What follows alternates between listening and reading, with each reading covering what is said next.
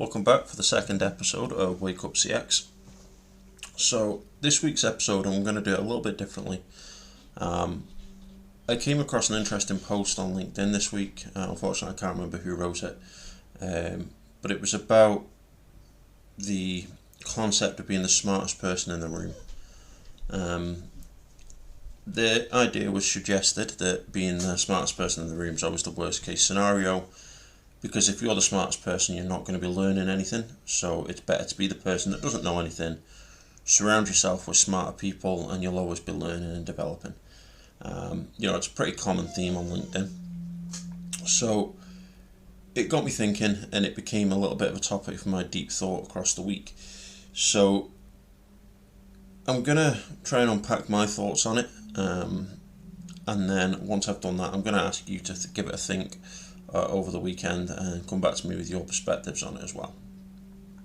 So here we go. I'll try and unravel the jumble in my mind on this one. So being the smartest person in the room. First of all, I don't think it has anything to do with the room, so we need to drop that image of a boardroom or sitting in a meeting room.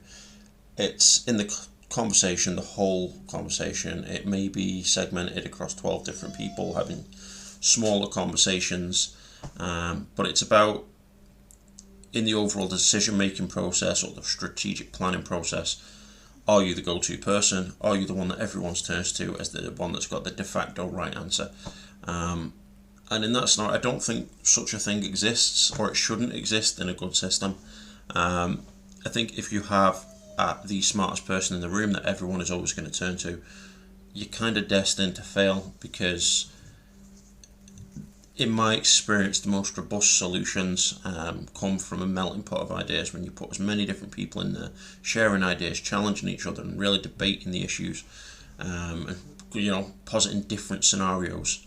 When someone raises an idea, somebody else challenges it, and it's not a negative thing. It's not, let's bring this person down or anything like that. It's about challenging the ideas so that you're forced to think about things a little bit differently. And in doing so, you will develop your ideas, you'll see things from different perspectives, and then your solution is much more robust. So theoretically, I don't think you want to have the smartest person in the room be a smartest person in the room. It should be a group. You want to bring great minds together. You want to bring people that are going to challenge each other and drive each other. And I think that's where the importance and where you can really benefit from. But again, let's use LinkedIn as an example. On LinkedIn, we've got millions of people or thousands of people, or whatever it is, creating content, and people aren't creating content to say, don't listen to me, I'm an idiot, follow all this great advice of this other person. They tend to create content which is framed around their realm of experience. They share their recent challenge or whatever, how they tackled it, what the solution was. You'll see a lot of, this is my calling strategy, or this is my email outbound strategy, or this is how I've achieved X, Y, and Z. And it's not to say they don't know what they're talking about, but it's just them sharing their perspective. And on LinkedIn, you see a lot of reassurance of that same perspective. So if you look through a lot of the comments, you'll see, yeah, great job, you've done amazing, you smashed it, whatever.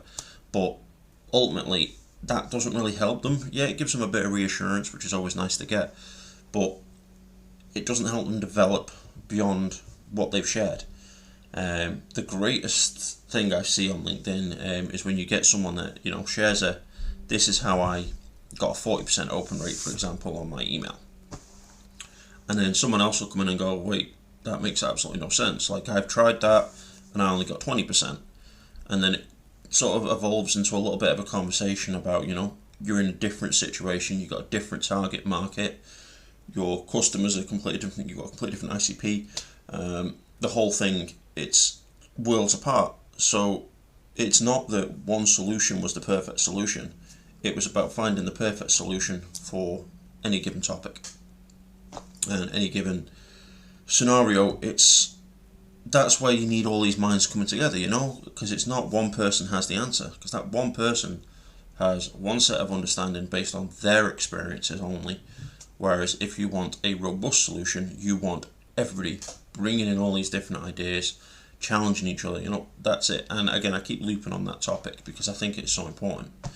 So yeah, the idea of being the smartest person in the room, it's a fun one. I definitely think if you surround yourself with people that are always going to cheer you on and say you're doing amazing no matter what, it's not necessarily inherently a bad thing.